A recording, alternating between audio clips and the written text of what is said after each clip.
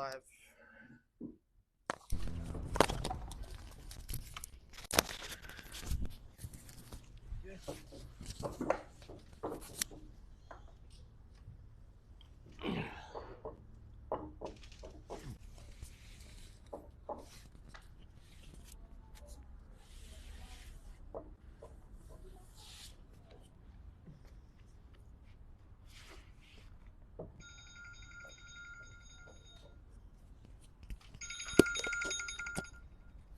Hi, Zoran.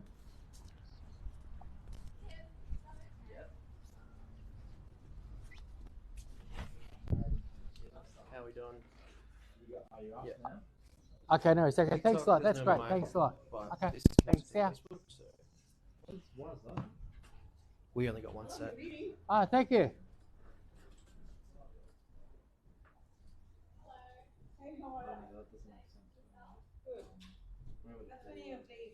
Go up. Just go up. And then, yeah, try this. Maybe this storage kind of thing. What are they? They're murders. The usual ones I use all the time. Polygala. Oh, polygala. Give it 10% off, Pontia. Hello? Hello? Sounds good. Sounds good? You can hear me right now? I can't hear. Yeah.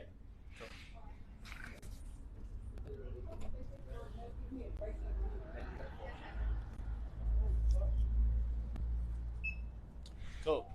Good to go? Yep. These are the ones from the article? Yep.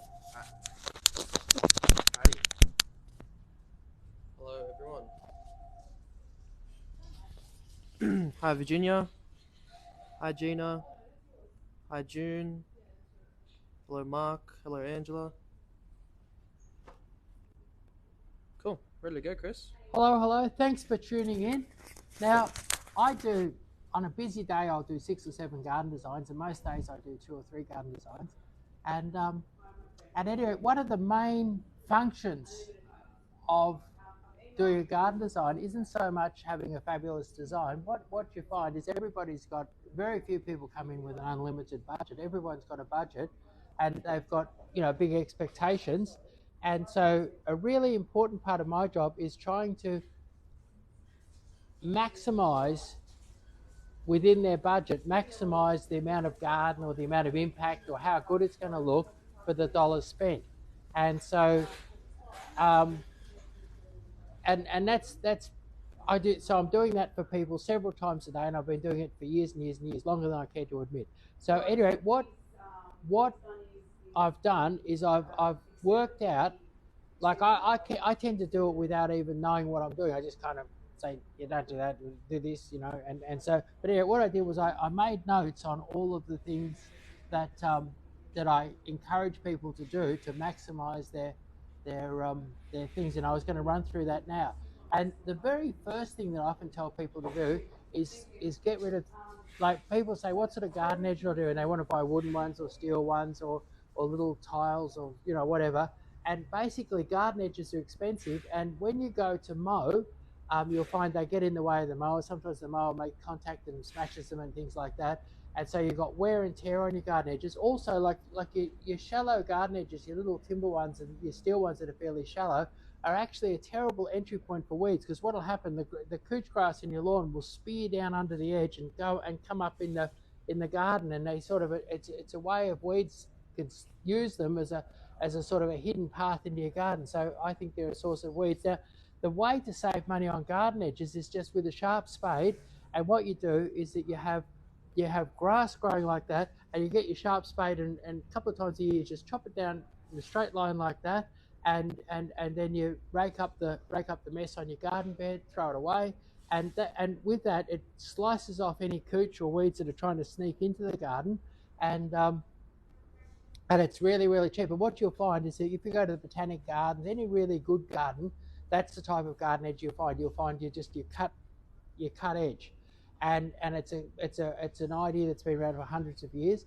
And you know, gardens, like up in the hills where I started as a gardener, people had garden edges that they were cutting like that. They'd been there for 50, 60, 70 years, and they didn't have to replace the wood or do anything there because it's just a cut lawn garden edge, and it saves you a fortune. You'd be surprised. On a normal front garden, you can spend $200 or $300 or even $500 or $600 just on garden edges that you don't really need.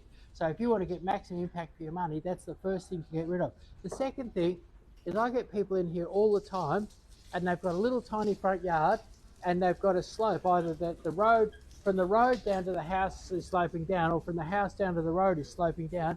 And what they'll do is that they'll spend thousands of dollars on a retaining wall, and like even a little retaining wall like this can cost thousands of dollars. Then they spend hundreds of dollars on potting, on soil and stuff to fill up and level. And they feel that to have a good looking garden, it needs to be level. In actual fact, utilizing your natural contours saves you an absolute fortune, and I believe in most cases you'll make a better looking garden. You can put a couple of rocks, there's plants that will cascade over the contours, you can put a garden bed on the contours, climbers, cascading plants, whatever.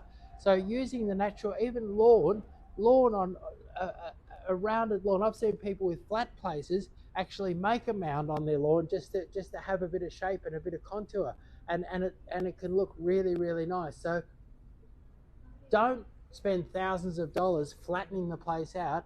It's unnecessary. You might need a bit of a flat spot for an outdoor table or something like that, but flattening out the whole place and using retaining walls should be avoided if you want to maximize your dollars, because your dollars will disappear very quickly on a retaining wall. Then the next thing is the front fence or the side fences. People spend fortunes on all sorts of, like any sort of screen that you put up or any fence very quickly runs into thousands and thousands of dollars. Now, your typical, just to give you an example, I've got something here. Here's a couple of popular hedging plants. Now, almost this one here is a Portuguese laurel, and this one here is a red robin Fertilia, and these ones cost a little over $20 each. And almost all front gardens with under 20 of these, you would plant these up, and with a little bit of fertilizer and potting mix mixed in at the same time, you would be spending less than $500 and maintain water, a bit of fertilizer and things like that. These ones here will last you 100 years, whereas a steel fence or a brick fence someone's going to bump into it with their car. It's going to get cracked when the earth moves or whatever. The paint's going to wear off, the steel's going to rust, and your fence might only have an expectancy of 10 or 15 or 20 years, whereas a well-chosen, properly planted hedge could last you 100 years. Nice cool air will move through it. It's a living, breathing thing, and you just trim it and it looks new and fresh every time you trim it. And it's so much better, but under $500 wouldn't even get you the foundations of most fences. So don't build it, row it. So that's your.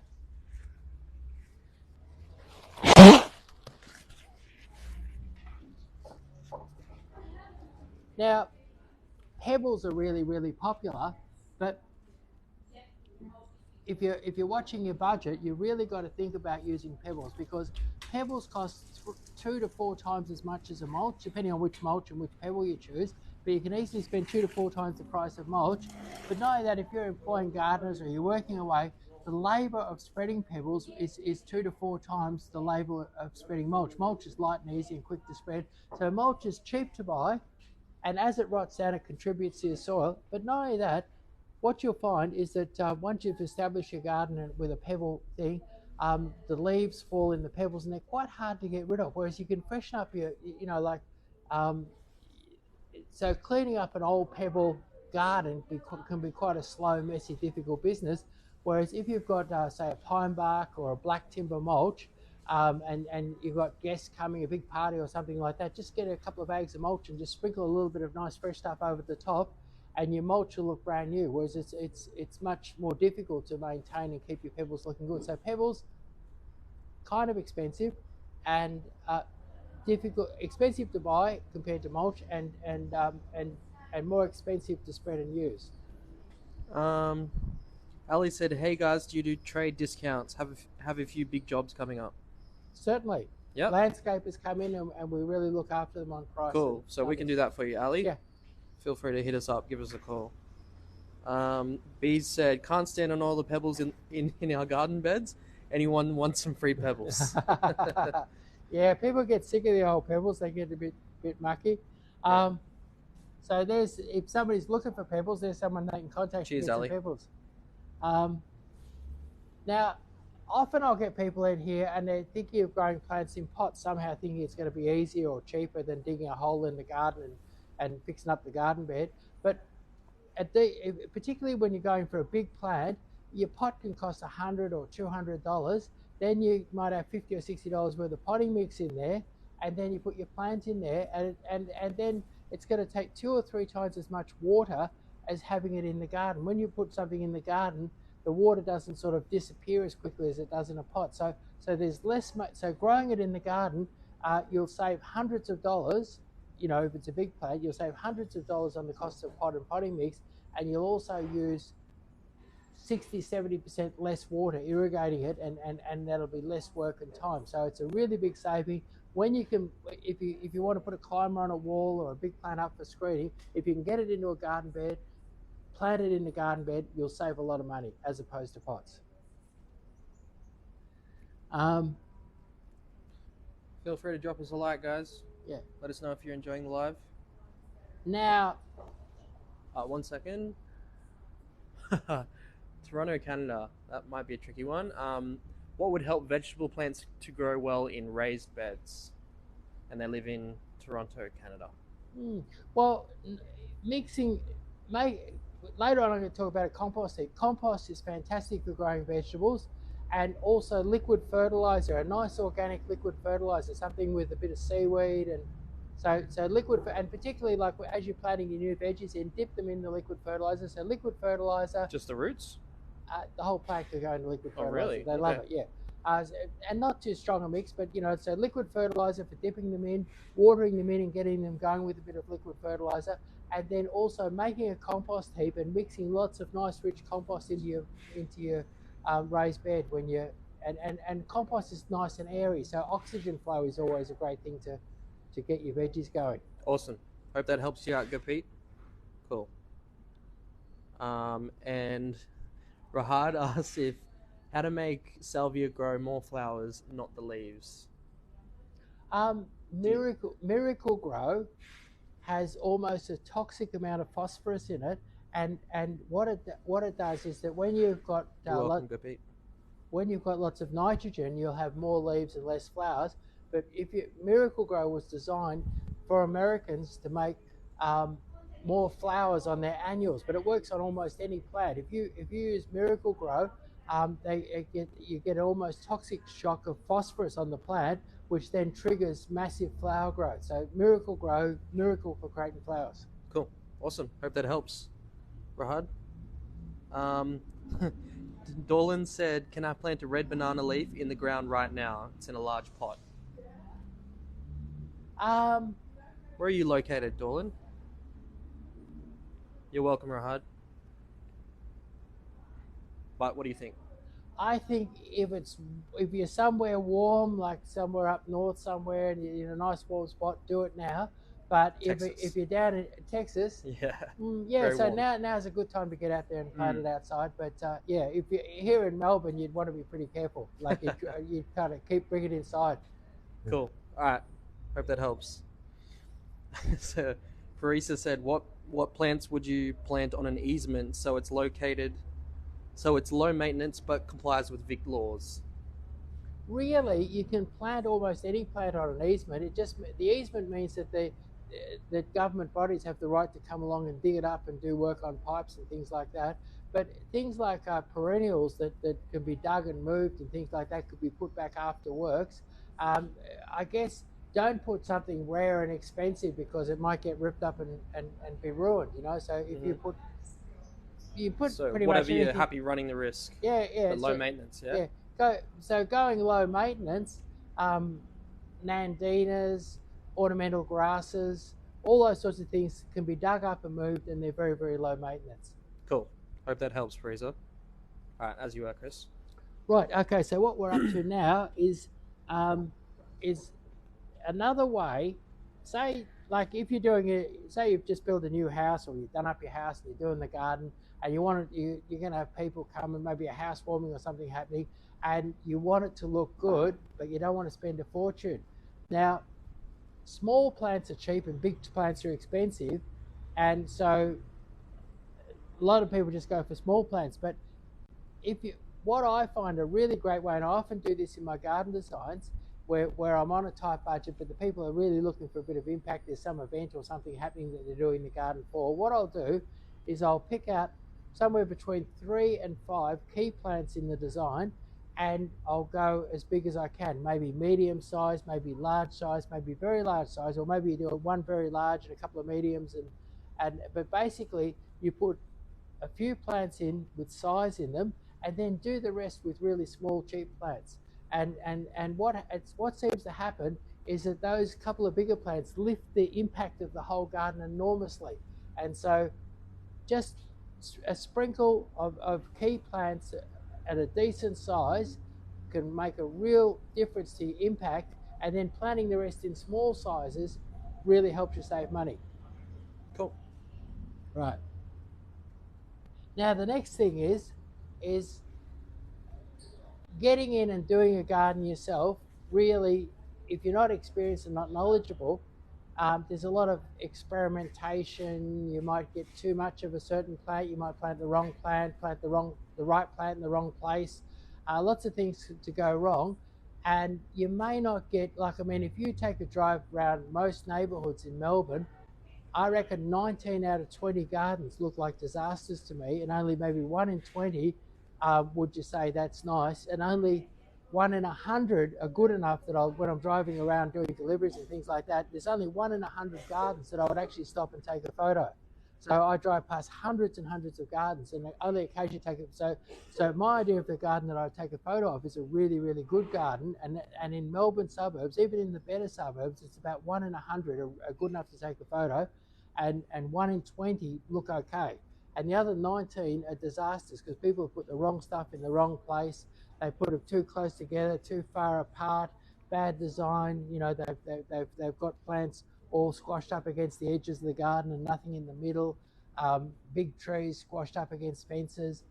All sorts of things that just make the gardens look terrible. Or giant houses with tiny little shrubs and flowers around them, and nothing in balance with the gardens that are in conflict with the design of the house. So what I reckon is you really can't go wrong.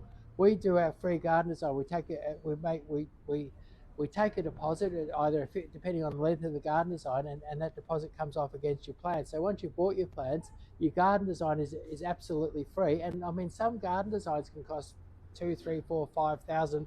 At the absolute higher end, they cost tens of thousands of dollars for a garden design.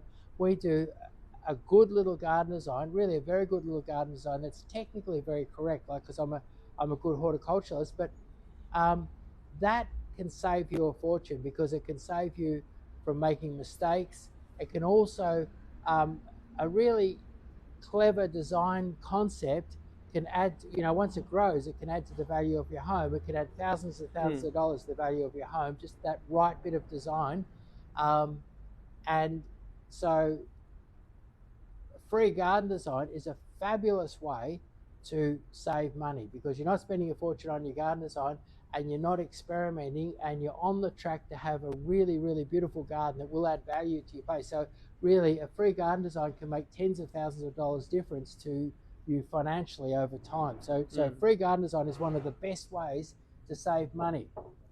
And we work with any budget. Yeah. Any budget, not just in the thousands. Yeah. I've done jobs over $100,000 just for the plants, and I've done, I think, not so long ago, and I was proud of the fact that I was able to do something nice. A lady was doing something for a mum who was on a pension, and I think I had a $200 budget. Yeah, it's And possible. yeah, It's doable. And we've got lots of things on special, and very often I get developers doing sort of low end properties that come in with $300 or $400 budgets, and it doesn't. And I actually enjoy the challenge Challenge, yeah. of making something great. Mm. Like if somebody gives you thousands and thousands of dollars, anybody can make a great garden, but it takes somebody with a bit of talent to make a really nice garden with only a very small budget. Mm. So I enjoy the challenge. Just a quick question for you, Chris. Bees asked, is there a shorter growing silver birch tree? And no, they don't have invasive roots. Yeah. I said that last bit. Okay. Yeah. Yeah. So that's what's needed and wanted is a short silver birch, and there isn't really one on the market at the moment, other than what's called a youngie eye, which is your weeping one. It's got the stem and then it's got that little head on it. Mm-hmm. So your youngie eye, if you buy one at 2 meters, 10 years from now it'll be 3 meters. Like it's Okay. Very slow. but it doesn't have that nice top.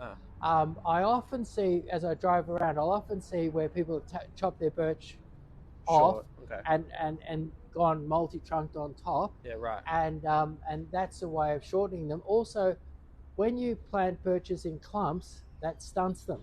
Mm. So planting 2 or 3 birches in the one hole, you'll end up with a wider tree than if you planted one, but you'll end up with a shorter tree because that competition actually dwarfs them a little bit. And the beauty of planting birches in clumps is that the nicest thing about a silver birch is the beautiful white trunk. So if you put three of them in the one hole, or almost in the one hole to make a clump, you're actually tripling the good effect. You're tripling the thing that's good to like. The thing to like about birches is white trunks, and triple it by planting them in a clump. Okay, cool. All right, I hope that answers your question, Bees. Gurpreet said, what are the shrubs or plants for beginners to grow and take care of? What do you recommend? That's an interesting question. As a feature tree, one of the best ones around is a Celtic Cascade, which is a small, very tough weeping tree, or a Nashiki. We have standard Nashiki willows, which have beautiful white and pink foliage, or just a plain Nashiki willow. But willows are almost unkillable.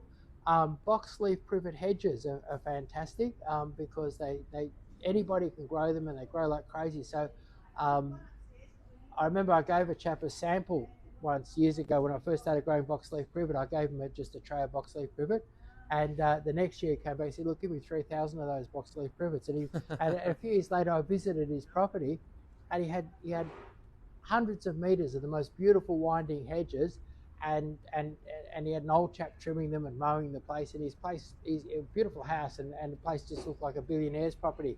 And it was done so cheaply and so easily with little box leaf privet. So box leaf privet is a great starter. A willow is a great, one of the smaller growing willows is a great tree.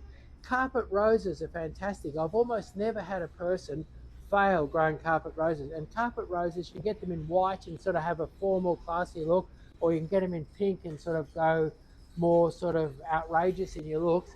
But carpet roses tend to just grow like crazy, flower like crazy, and make a really big impact. And then, so that gives you a tree. Things like your glauca pencil pines, beautiful shaped thing. And I can't remember the last time somebody bought some glauca pencil pines and come back and said they all died or something like that. Glauca pencil pines always seem to grow. So that gives you a sort of a nice kind of thing. Then nandinas, you can get nandinas in green or you can get them in red, but nandinas are self-shaping, wonderful little things that you can use them as a border, fill up a whole area with them. And then the other thing would be seaside daisies. There's hundreds of thousands of them planted in Victoria every year, and they can be used as a border, they can be used as a ground cover to fill up an area.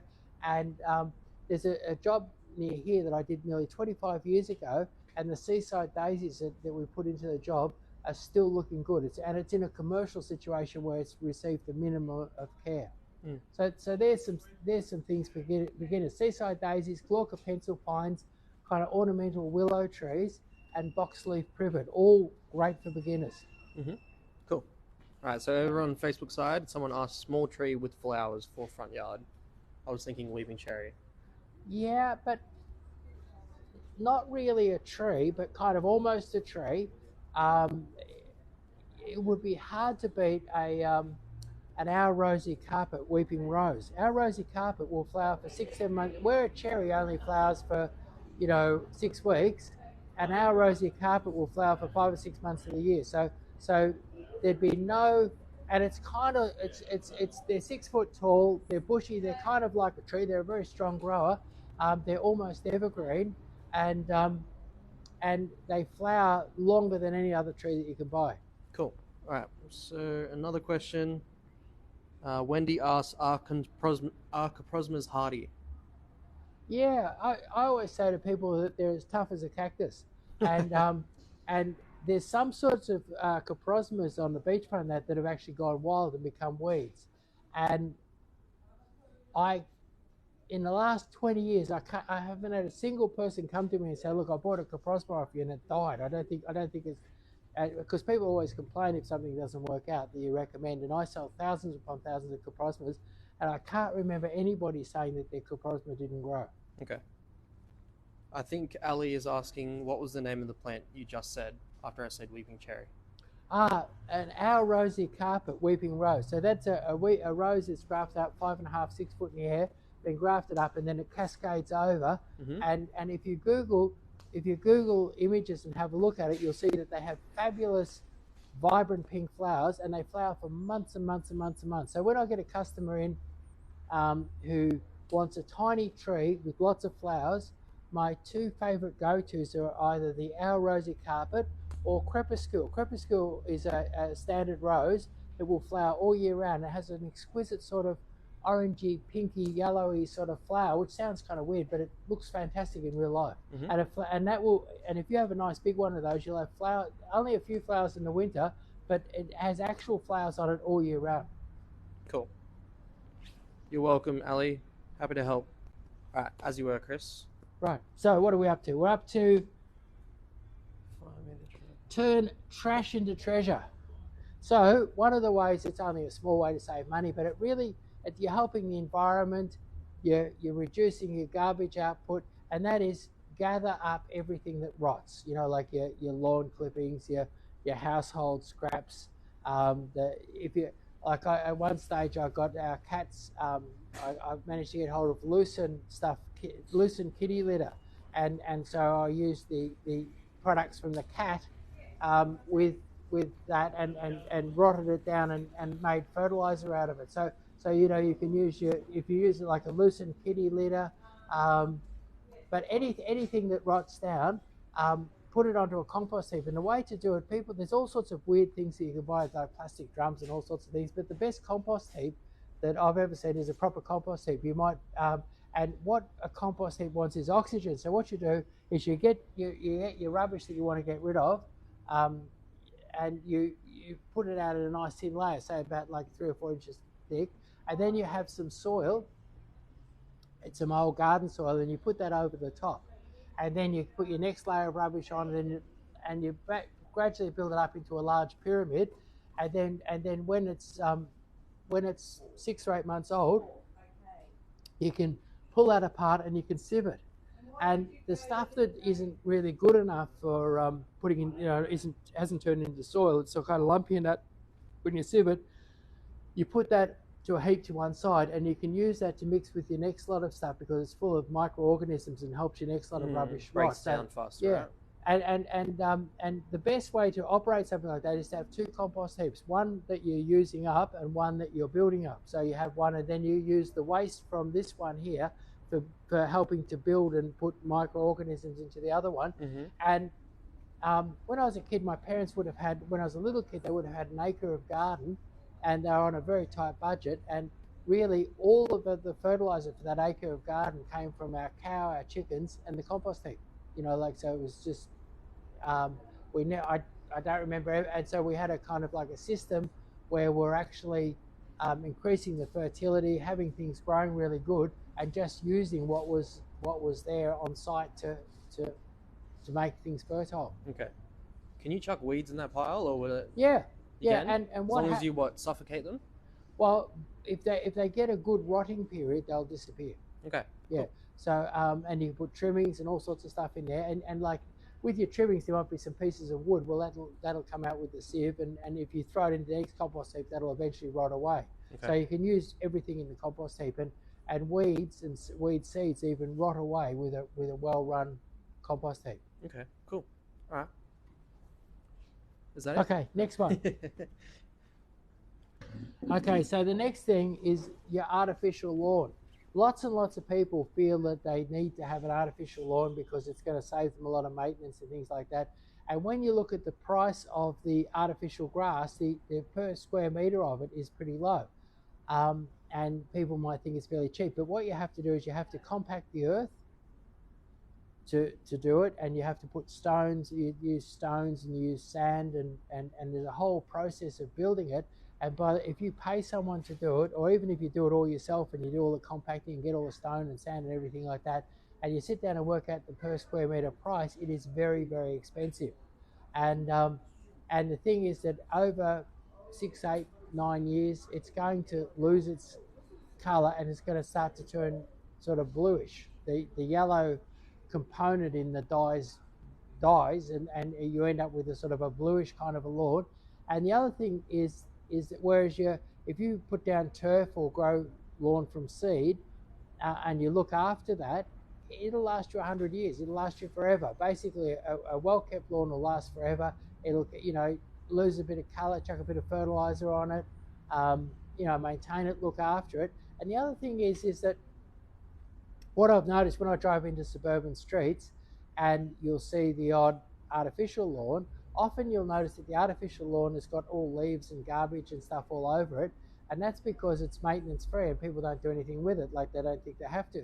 Whereas your mown lawn will often be clean and have no rubbish on it because a person will be running over it every couple of weeks with their mower, with the grass catcher. So not only do they pick up the leaf trimmings on it, but they also pick up bits of rubbish, garbage and stuff that's flowing onto the place, and so the mower cleans the whole thing and it looks much cleaner and fresher. But the other thing is that your artificial lawn never looks as good as a well-kept real lawn. A well-kept real lawn sort of radiates life. It looks beautiful, whereas your artificial lawn might be a nice green, but it's a kind of a dead green. It's not a real green. And the other thing is that if you go to plant a tree in it, you'll find that there's a lot of work. You have to create a special edge so that lawn doesn't fray.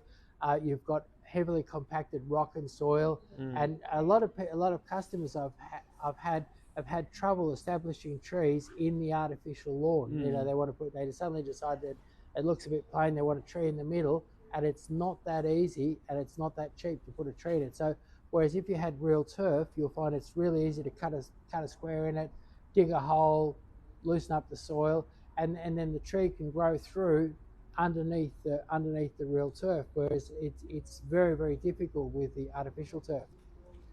Cool. And then we've got 10. You've had 10, and this is your bonus tip.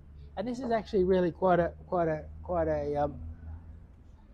good tip, and it's something that we help people a lot with our garden designs. And that is that you might get someone designed your garden and you've got a planting list, or it could be that your auntie said, look, you've got to plant teddy bear magnolias because they're fantastic. So you come in here and you've got to plant teddy bear magnolias. And the thing is, if you're on a budget, the thing that people don't realize is that some plants are trademarked, some plants have plant breeders' rights on them, which means that people collect royalties. And a classic example, I'll show you this, is that here, this is a teddy bear magnolia. And a teddy bear magnolia is a wonderful thing. It has beautiful foliage, a lovely shape to it. It's luscious, it's green, and lots of people come in and ask me, they say what they want. But because of the royalties, one like this, it's nearly a metre tall, or around a metre tall, it's $199. and that's the going price on something like this in a teddy bear, and so say for instance you had a garden design and it had 10 teddy bear magnolias, you're on a tight budget. There's $2,000. But have a look at this. This is a little gem magnolia, and this is a bit bigger and bushier than the teddy bear. And anyway, your little gem doesn't have any plant breeders' rights on it, and one like this is $59.99. Wow, that's huge. So it's bigger and bushier than what you get in the teddy bear. Now the question that you might ask is, well, the teddy bear is a lot more expensive than the little gem. They both perform a similar function. They're both miniature magnolias. They're both going to grow 3 or 4 meters tall. Is this one way better than that one here? Yeah. That's the interesting question, because you could save $140, and if you need 10 of them, you'd save $1,400.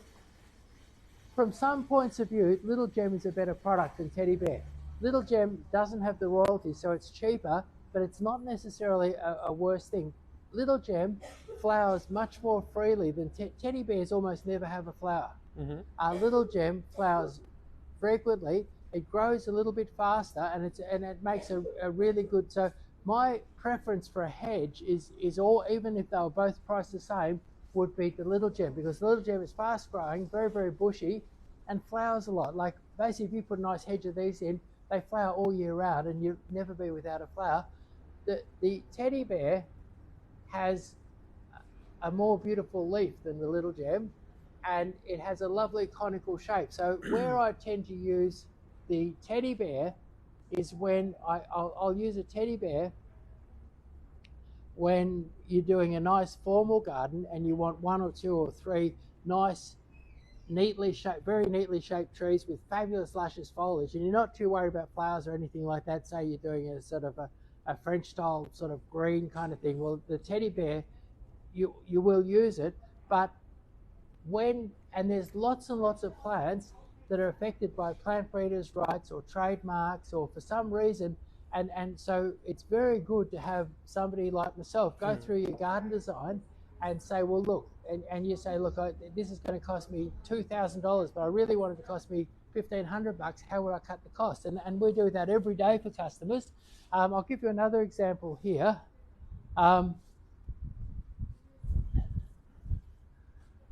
This one here is an 8-inch pot, Backyard Bliss. Now this is a trademarked plant breeders' right product, and that's very heavily promoted, and it's a nice fast-growing lily pilly but used for hedging. And one like this costs $50, $49.99. And at any rate, but if somebody came in and asked me for my advice, and they wanted to cut their costs and possibly have a better plant, I would suggest this. Hi, Wendy. We'll get to your question in a second. Yeah. This one here is a product that's not so heavily promoted. It's a PBR, and this one here is called Fire Screen. Now, I love Fire Screen. And the reason why I love Fire Screen is that there's a little beetle all over Melbourne, and his favourite little beetle that eats lily pillies, and his favourite food, I found, is the #1 plant affected by it is your Backyard Bliss. He just loves Backyard Bliss. Also, psyllids get into the Backyard Bliss, and this little beetle eats the leaves right off your Backyard Bliss. This one here is a different species. Its family name is called Smithi, and psyllids, which are the little lumps that come on the leaves, psyllids hate it. They don't touch it, and so it's not psyllid resistant. It's psyllid proof. But the beetles don't eat it either, and so this one here is going to require no spraying, just a bit of water and fertilizer. But what's interesting, because it's not heavily promoted and heavily trademarked, this one here retails for only $29.99. So if you needed 10 of these, it would be $200 cheaper to get this one here, which I believe, from most points of view and for most people, this would be a better product. So people can really save by having a professional go over their plant list and cut costs by choosing plants that aren't necessarily trademarked, heavily promoted, Mm. or got plant breeders Yeah. rights on them. So you can get a lot of benefits and, fit a smaller budget by going with the less trademarked. Yeah, that's right, options. and we do that every day. We've got developers and private people and that coming in and saying, look, here's my plant list, sort it out for me. Cool. All right. Original, that was Backyard Bliss and Fire Screen. Original also asked, he asked, hey mate, I'm looking at getting you guys to design my garden. How long does the process take? Look, ring up and book, and you can get in within a day or two, and depending, like if it's just one garden bed or a little tiny front yard for a little unit or something like that, we recommend a 20-minute design session, and then within a week, depending on what you choose, and this is something rare that we have to bring down from Queensland or something, within a week you can have your plants and be there planting them. All right, cool. Hope that helps. And for a 1 hour one, we charge $100 for it. No, so it's a 45-minute design is $100, and with that I can do a small front and backyard. Cool. All right, Kez asked if we have variegated allocations. I don't think we do at the moment. No, I don't think we do. No. Wendy asked, can a Celtic Cascade be grown successfully in a pot in an open area? Yes, I've done it before. Cool. And what I did was I used a wooden barrel. Like the main thing with Celtic Cascade is plenty of water. I used the wooden barrel and I put the tiniest hole in the bottom so that the water, when I watered it, it would just leak out really, really slowly. So if you can sort of half plug the hole in the bottom of your Celtic Cascades pot, like have it so the water tends to leak out very, very slowly, you'll do really well with one in a pot. Cool. Hope that answers the question, Wendy. Yes, Ali, we are quite cheap. Do you want to talk about that, Chris? And your impression of landscapers' costs and compared to your service? Right, okay. So what happens is landscapers, there's different landscapers around, but most landscapers will go to, we don't really buy from wholesalers, we buy direct from the grower, and we mark up direct from the grower, and so often our price will be equal to or below the wholesaler. So, and sometimes it'll be a little bit above the wholesaler, but across the board, I'm surprised when I see quotes of our retail up against quotes from the wholesaler of the same product list. Very often we're cheaper, and particularly where I've used my intelligence, like using, say, $29.95, like every day when I'm doing quotes, I'm using the better product and the better price. So very often we'll go right under the wholesaler when we intelligently reorganize some of the plants to get the job done without spending a fortune. And as retail goes, we're really quite cheap because we're a volume seller, buying direct from growers in Queensland, things like that. We're not buying from the wholesaler, and the landscaper buys from the wholesaler and then he margins it, and because the wholesaler is not much cheaper than us, or sometimes even the same price, or sometimes even a little bit more than us, by the time the landscaper margins it, it can be quite expensive. So when people come to me for a garden design and I supply the plants, and then they either build it themselves or they just get some labourers to build it for them, those jobs are often completed for maybe 60% less than what the landscapers. I think we did one recently. An older couple were looking at landscapers to do their job, and they were looking at $10,000 to $12,000. We did the plants, they did it themselves, bought in all their materials, and they spent $3,000 or $4,000 and put in the labour themselves. So they were at least 60% off the price, using our sort of our design. And I actually laid it out for them so that they knew exactly what they were doing. And I feel like people discount your service because it's free, but you have 30, 40 years experience in garden designs? 60. I got my first gardening job. I went door knocking when I was 7. I got my first gardening job, and I've been designing and helping people with gardens ever since I was a little kid. There you go. 60 years, over 60 years. Yeah.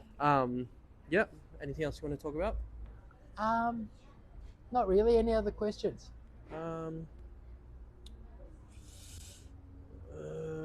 How does licorice go along a fenced driveway facing east? How often would you water it? Depending on where you were, but really not too much. Like once a week in the summer and maybe twice a week in a heat wave. And the main licorice is incredibly tough, grows in any soil, grows in sun or shade, grows anywhere. And the main thing that you have to factor in with licorice is that it is very vigorous and grows crazy, and you will end up trimming it a bit, and you really want to be prepared to trim it a bit to keep it nice. Cool. All right. Yep. Perfect. Location is good. Okay, so I think that's about it. Will a star anise grow in a small garden bed among other plants, or will it take over? What's that? Star anise. Star anise? I don't really know that, unfortunately. Don't know. No. Are you talking about spice? STARANESE. Yeah, I've used it in making soup before, but I've never grown it. Right. Any other questions? How far can one single plant reach for fence coverage? It's a tough one. What type of plant? Don't know. Okay, so covering a fence with, say, a popular thing like one of the lily pillies, or a Fertinia, or a Portuguese laurel, most plants I'm doing between 90 centimetres and 1.2 metre spacings for most plants. There are exceptions to the rule, like boxleaf privet. I actually plant 3 plants per metre, but most plants 90 centimetres to 1.2. Okay. I think they said Japanese star plant. Do you know what that is? Japanese white small flower. Yeah, that would be a star jasmine, and the one for covering a fence is actually a Chinese. The Japanese is more of a ground cover, so if you use a Chinese star jasmine, and I plant them on a 1 metre spacing, and they'll cover the fence beautifully. Cool.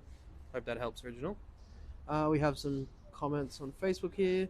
What's the best grass for backyard for kids?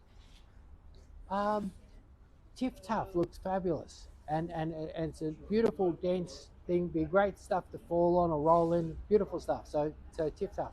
Cool. Hope that helps. Jenny asks, I came here from watching your reels about devil's ivy. How is best way to care for them? Devil's ivy. Pretty hardy things, right? Yeah, very hardy. I would just a nice sunny spot, and you'll be right. Cool. Don't overwater them. How often would you water it? If it was outside in the sun and the heat, every 3 or 4 days, but indoors under a shelter, like you can grow them anywhere, have them in the kitchen or anywhere. When you in winter in a coolish room, maybe once every 2 weeks or every 10 or 12 days. Yep. Cool. All right. Hope that helps. If that's all for questions, guys, we're going to take off. Anything else you want to talk about, Chris? No, that's it. Cool. All right. Thanks for joining, guys. Goodbye. See you later. Bye.